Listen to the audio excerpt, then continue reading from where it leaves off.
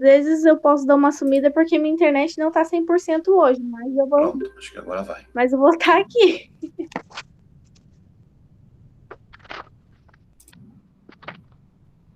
Tem mais isso ainda, né? É, Eu acho que, na verdade, esse material eu já passei em sala para vocês. Nós vamos dar uma revisada, porque isso vai ser uma coisa que vai cair na avaliação de vocês, com toda a seguridade, com toda a certeza. Está visualizando aí? Ainda não? Agora ainda sim. não. Isso, agora apareceu. Apareceu? Muito Aham. bem. Vamos falar sobre a gestão da qualidade, definida como processo de implantação da avaliação da política de qualidade. Então, nós vamos falar da qualidade e vamos falar do sucesso dessa qualidade, qual ela é empregada. Eu vou abrir um parênteses aqui. Quando surgiu esse negócio de fazer aula pela internet, eu fui uma das pessoas que começou a mexer com isso. Então, se você pegar lá no YouTube, tem uns vídeos meus que são horríveis, não tem som, não tem áudio, é um PowerPoint falado, né? Mas a qualidade era muito ruim mesmo, não só por causa da internet, como o computador não era próprio para isso, mas mesmo assim, nós não tínhamos tanta acessibilidade, mas nós fazíamos porque a intenção era ajudar os alunos. Hoje, a qualidade melhorou muito. Se você pegar um vídeo que foi feito agora, que está sendo feito agora, e um que foi feito em 2016, 2015, é dramática a diferença, certo? Por quê? Porque a implementação de qualidade, ela precisa de ter um caminho a seguir. É um caminho da qualidade que você tem que ir levando e fazendo aprimoramentos. Se você não fizer esse aprimoramento, evidentemente que você vai ter problemas futuros com essa qualidade. Então, a qualidade em si, ela tem que te levar a um padrão de sucesso. Qual é a política da qualidade? Definida como intervenções, diretrizes e atuação de toda a organização, leva em conta a visão, a missão, princípios, objetivos, estratégias e ações da organização. Então, nós temos aqui um Hospital Dona Helena, que a missão dela vem aqui, política de sistema de integração de gestão vem aqui, e aqui embaixo tem um responsável por tudo isso. Hoje, na maioria dos sites que você entrar na internet, vai vir lá um dos ícones, a missão, né? E lá vai ter os valores dessa empresa, porque ela quer demonstrar justamente aquilo que ela quer expor ao mercado e receber de retorno. Ou seja, ela vai falar que ela tem qualidade, ela vai falar que ela está há 50 anos no mercado, né? Ela vai falar que a visão dela é humanitária, ainda que não seja, e daí por diante. Essa é a preconização de eu fazer uma prevenção, uma política de qualidade, seja ela na empresa, seja ela no seu currículo pessoal, todas elas vão seguir o mesmo padrão. Então, eu vou ter lá princípios da gestão da qualidade, regras para a satisfação dos clientes em meio a um sistema gerencial para assegurar melhor desempenho do serviço, por exemplo, do laboratório. Total satisfação do cliente, parceria, confiança e respeito. Todo mundo, geralmente, tem uma parceria ou um respeito por um serviço a qual ele utilizou e ele foi recebido de uma forma diferenciada. Eu vou dar um exemplo. Eu tenho uma empresa que produz queijo. Um exemplo. Evidentemente que a partir do momento que eu começo a produzir queijo, eu tenho que ter os meus padrões de qualidade, as minhas certificações de saúde, né? Para quem eu posso vender e para quem eu não posso. Se o meu queijo ele está apto a poder participar de uma feira, de um evento e assim por diante. A partir desse princípio, eu vou começar a trabalhar na qualidade desse queijo e aí sim eu começo a ganhar um mercado cujo qual vai ser receptivo a esse produto que eu estou oferecendo. A qualidade dentro do setor hospitalar, dentro do setor diagnóstico, é igual. Tá? Você tem que criar uma política e em cima dessa política você vai estruturar uma carreira de qualidade, a qual vai ser seguida e vai ser replicada através dos seus seguidores, dos seus funcionários, ou das suas franquias, seja ela qual for. Então, eu vou ter satisfação do meu cliente, parceria, confiança e respeito. gerência participativa, líder, motivar, debater, desenvolvimento humano, realização profissional versus remuneração, delegação de poder, descentralização e buscar sempre a perfeição. Evidentemente que sempre vai ter uma coisa a ser melhorada. Eu vou dar um exemplo que aconteceu com uma marca de vinho que tinha bastante fama em São Paulo. Essa marca de vinho que tinha bastante fama em São Paulo era um vinho simples, um preço acessível para a maioria da população e um sabor bem diferenciado. Nós, por exemplo, em casa, nós sempre consumimos esse tipo de vinho, pelo menos uma vez por semana, nós comprávamos uma garrafa de vinho. O que eles fizeram? Para melhorar o processo de produção deles, e talvez até mesmo para baratear, eles trocaram a rolha, que geralmente vinha naquela garrafa de vinho, e colocaram uma tampa com rosca. Quando eles fizeram isso e colocaram no mercado, as vendas deles caíram. Por quê? As pessoas ainda têm aquela estima de que vinho tem que ser produzido e tem que levar a rolha para dar o sabor nesse vinho. Porque a rolha em si, ela também diferencia o sabor do vinho, assim como o tonel onde o vinho é armazenado também diferencia o sabor desse material. Tá? Então, depois disso caiu, eu mesmo parei de comprar aquele vinho. E aí eu comecei a procurar outros vinhos, tanto que eu tenho essa percepção. Se eu vou numa vinícola, ou seja lá, num supermercado, num hipermercado, eu vou no setor de vinhos, qual é o meu primeiro fator de escolha? Eu vou procurar vinhos que têm rolha.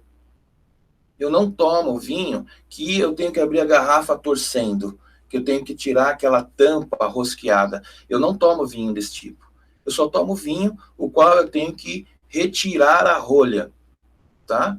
Então, isso é um conceito de qualidade. A partir do momento que a indústria retirou a rolha da garrafa de vinho, para mim perdeu a qualidade, eu não consumo mais.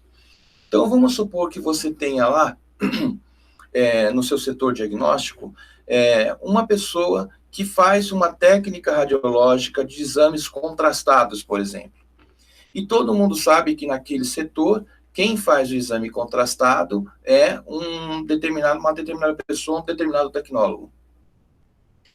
Essa pessoa, por ser um exame contrastado, leva sobre ela a qualidade do serviço prestado àquela empresa. Uma pessoa que tem prática no setor diagnóstico de exames contrastados, por exemplo, é o último funcionário que eu pensaria em dispensar dentro da minha empresa. Por quê? Porque exame contrastado é diferenciado, não é qualquer um que faz, e quem começa a fazer demora anos até aprender todas as malícias desse processo, porque é praticamente artesanal, apesar de seguir um protocolo, tá? Então, assim, eu faço exame contrastado, eu faço mielografia, faço cialografia, faço dacriocistografia, é um profissional que eu vou manter. Por quê? Ele é diferenciado. E a ele foi delegado o quê? Realizar esses tipos de exame quando necessário. Então, a gerência participativa, o líder, também tem que ser o motivador e também levar em debate as questões principais dentro do setor de qualidade, no setor diagnóstico. Bom, delegação do poder é aquilo que nós falamos anteriormente, nós vamos descentralizar esse poder.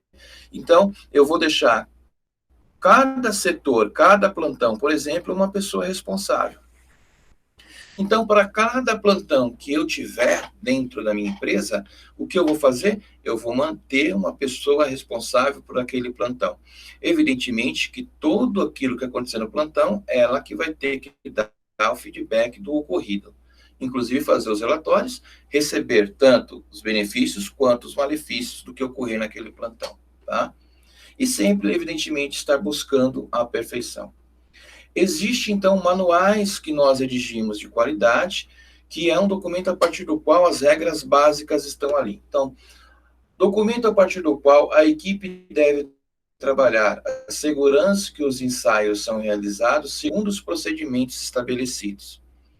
Às vezes, nós demoramos muito mais tempo para estabelecer esse processo de qualidade devido a esses regimentos. Por quê? Porque se ele é feito por uma pessoa que desconhece o protocolo, que desconhece outros procedimentos, desconhece as práticas naquele setor, ele não vai se adequar, ele não vai servir para a minha realidade do dia a dia. Porque a pessoa que tem que ser ouvida nesse sentido de qualidade está lá na outra ponta, tá? Vou dar um outro exemplo. Eu quero saber qual é a qualidade de um biscoito que existe no mercado. Para quem eu vou perguntar? Eu vou perguntar para a indústria? Não. Eu tenho que perguntar para quem consome aquele biscoito. Porque é através dele que eu vou saber quais são as melhorias ou não que eu vou ter que fazer na minha receita. Então, aqui também é isso. Se eu tenho um manual de qualidade para um setor diagnóstico, quem eu tenho que verificar? Quem eu tenho que consultar? Quem vai usar ele lá na ponta? Ou seja, é o meu técnico, é o meu tecnólogo, é a pessoa que está lá no atendimento primário, é ele que vai me dizer, olha, isso aqui serve, isso aqui não serve. Isso aqui é bom, isso aqui é ruim. Isso aqui funciona, isso aqui não funciona. Por quê? Porque faz parte da parte prática. E a parte prática deve, acima de tudo, ser levada em consideração dentro do setor diagnóstico. Linguagem concisa, clara, de modo que seja entendido por qualquer pessoa. Vou pegar um exame médico lá na minha recepção e vai vir escrito para mim: exame de bacia. Exame de bacia. Aí logo você pensa, como profissional da área, você fala, poxa, bacia. Não existe bacia. Bacia é para lavar roupa. Esse termo não existe mais, né? Só que aquele termo ali não é para você compreender, porque você tem clareza da situação. Aquele termo usado ali é para recepcionista entender. É para o paciente que pegou aquele exame e viu na ficha dele entender qual vai ser o exame que ele vai realizar. Um profissional formado, qualificado, ele vai observar aquilo, na cabeça dele já vai vir lógico. Ó, não existe bacia. O que existe é pelve, certo? Mas para a pessoa leiga, que está lá do outro lado, na outra ponta, se você colocar pelve, ela vai ter uns 2 ou 3 segundos para saber o que é aquilo. E se for uma pessoa leiga, que não tem contato com a área da saúde, o que vai acontecer? Ela não vai entender o que está escrito no papel. Ela nunca ouviu falar em pelve.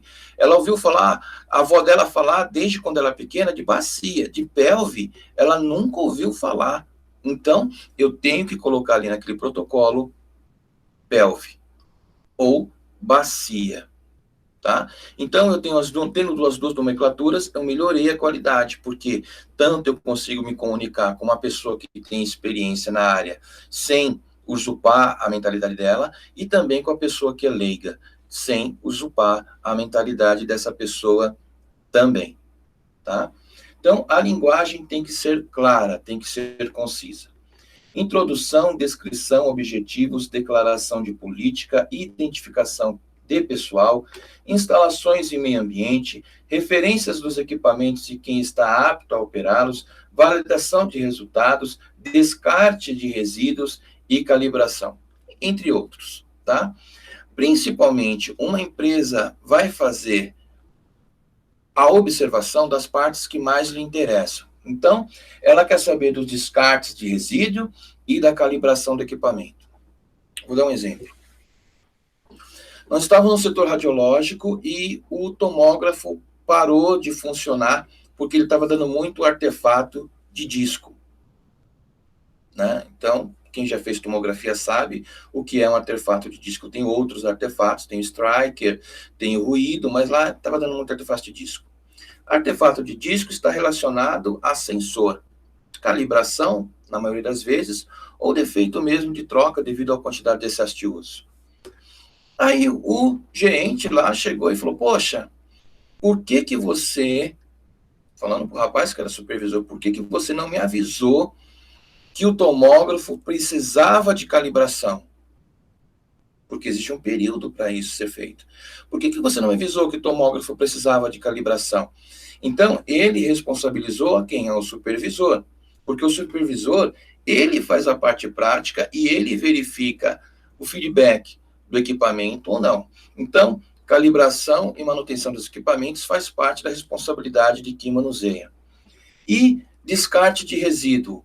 Se eu tenho lá um supervisor, que eu sei que um dos meus tecnólogos, um dos meus associados, né, um dos meus cooperados, estão produzindo grande quantidade de resíduos sem necessidade, cabe a mim fazer a manutenção, fazer uma revisão da qualidade de serviço dessa pessoa ou trocá-la de plantão para saber se realmente o problema está nela e não no processo que foi colocado naquele setor. Tudo isso é parte de qualidade. Então, às vezes, vem uma coisa de cima para baixo para a gente, que você fala assim, poxa, não vai dar certo. Ah, por que que não vai dar certo? Porque está fora da nossa realidade, não vai funcionar. A intenção de quem projetou é boa, a intenção de quem escreveu é ótima, mas muitas vezes no mundo perfeito que ela vive, não na prática, onde nós temos outros fatores que influenciam, né? Temos outros fatores, então não vai se adaptar. Aquilo não vai ser funcional para aquela situação. Bom, a política de qualidade, tomadas de decisão com o nível global de investimento, estratégias no processo produtivo. Então, isso foi o que nós falamos. Se eu tenho falhas, eu vou ter também problemas no meu processo produtivo. Planejamento de qualidade, identificação, classificação e avaliação da qualidade dos processos laboratoriais. Nós estamos vendo muito disso hoje, devido à pandemia. Devido à pandemia, nós estamos vendo muito disso hoje. Por quê? Porque para tudo agora tem um protocolo e tem um processo. Você vai para uma clínica, você tem que medir a sua temperatura, você tem que colocar as luvas, a máscara, o protetor facial, colocar o protetor de cabelo, o jaleco com as mangas longas. Você tem que tomar toda a providência, passo a passo, segundo o protocolo que foi, segundo o planejamento que lhe foi passado. Se você fizer fora isso, você vai estar trazendo risco para você e para as outras pessoas que participam com você dentro desse processo de qualidade. Então, não, professor, mas você está confundindo. Olha, isso aí é proteção biológica, EPI. Se é proteção biológica, se é EPI, por que não estava sendo feito até agora? Porque não tinha qualidade. Se já existia esse protocolo a ser seguido, por que ninguém seguia? Porque não tinha qualidade. Não era necessário. Sempre é necessário. Sempre é necessário. Né? Questão de qualidade sempre foi necessário, desde que a indústria começou, nós chegamos a ver isso também. Bom, processos analíticos, utilizar processos que atendam às necessidades dos exames dos pacientes. Padronização, gerenciar e monitorar a qualidade dos resultados. Quando eu padronizo uma coisa, não quer dizer que não haja exceções. Padrões que não existem exceções são o que nós chamamos de padrões burros. Por quê? Não abre exceção para nada. Para nada. Isso gera outros problemas.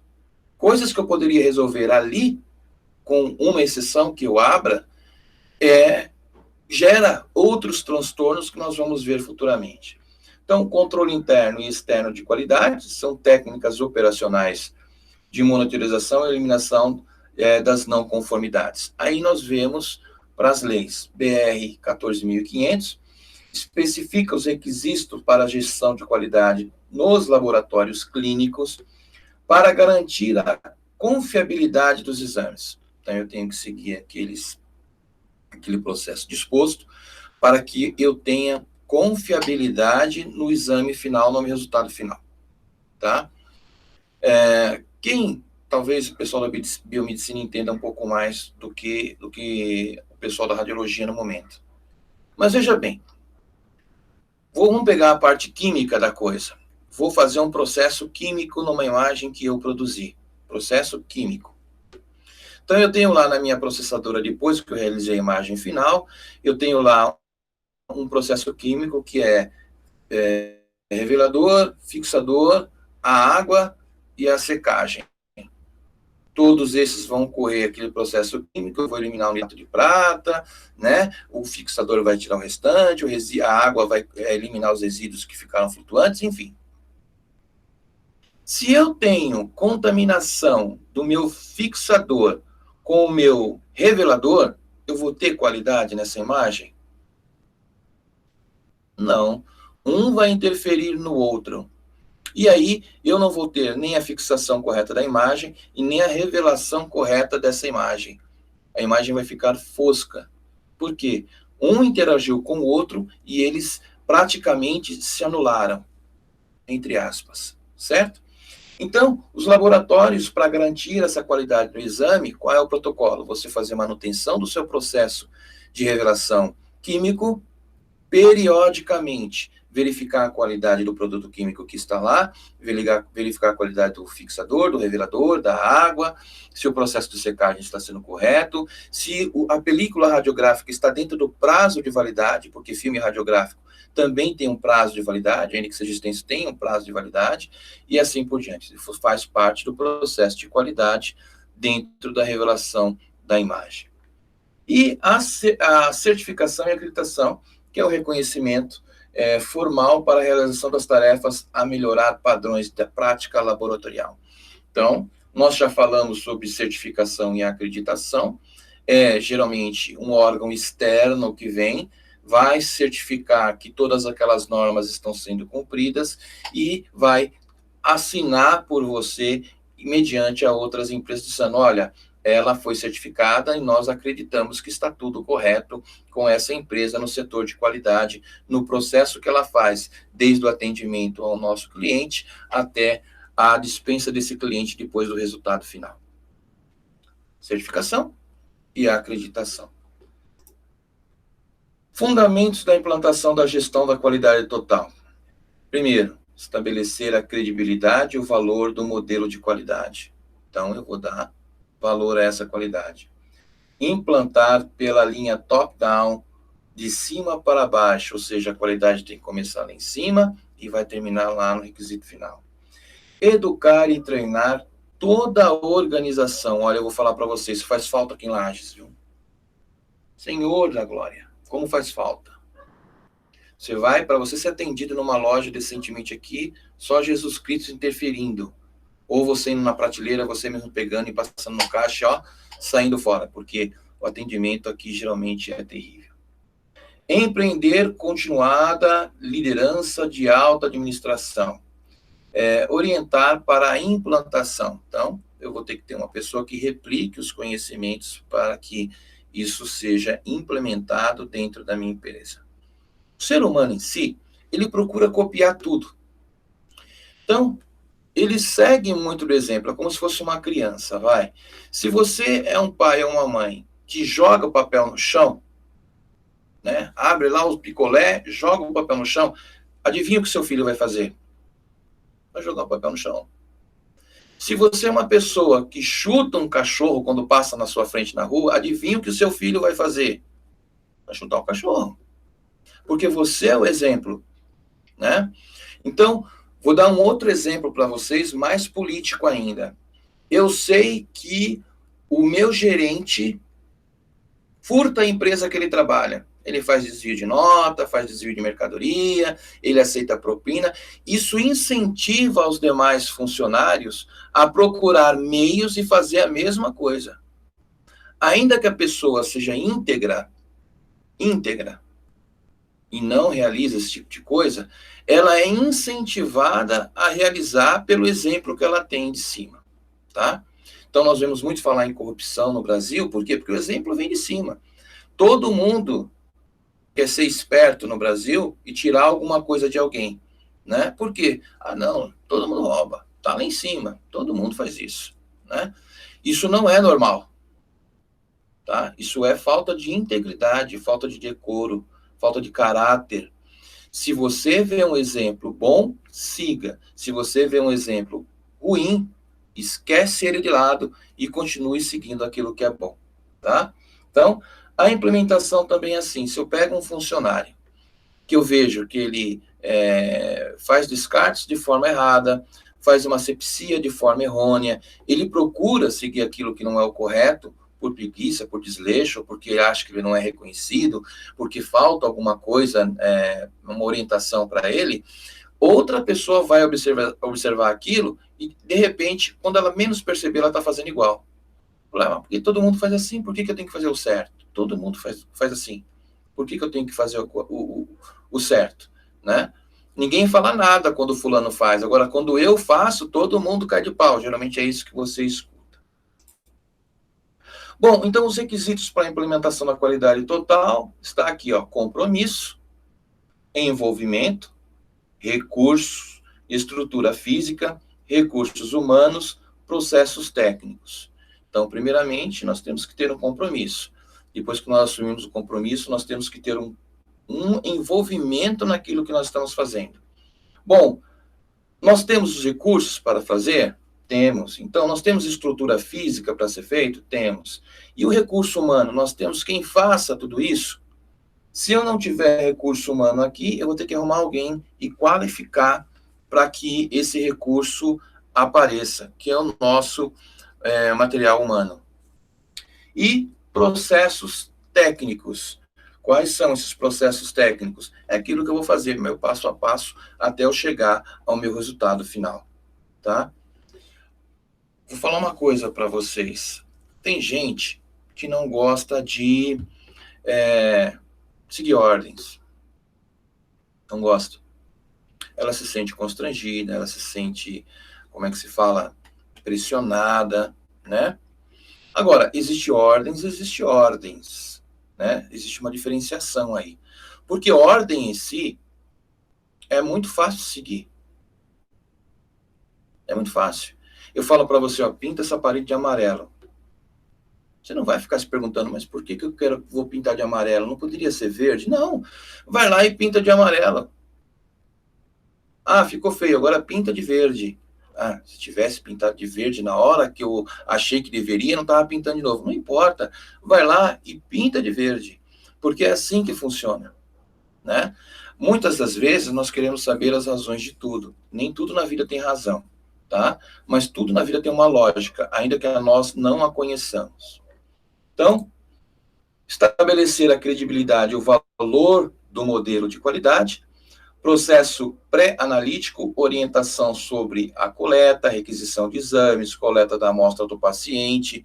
Nós falamos de coleta porque esse material serve tanto para usar na parte da clínica de coletagem de produtos, de resíduos humanos, quanto também dentro do processo que eu vou utilizar para realizar os meus dados dentro do setor diagnóstico de imagem, tá? Então, processo analítico, nós já falamos, processos pós-analíticos, que é a análise dos resultados de armazenamento das amostras equivalentes de resultados e, enfim, final. Então, eu vou dar um exemplo para vocês. Eu quero acompanhar o desenvolvimento de um tumor, ou a sua redução, ou a sua progressão de um determinado paciente. O que geralmente o médico solicita? Me traga o exame anterior, vamos fazer esse exame agora, vamos fazer um comparativo, e depois nós fazemos um exame posterior para saber qual foi a taxa de progressão ou qual foi a taxa de regressão da determinada patologia. Nós vemos muito isso em qualidade de radioterapia. Beleza? Pessoas, nós vamos até aqui então, né? E o material que vocês têm lá na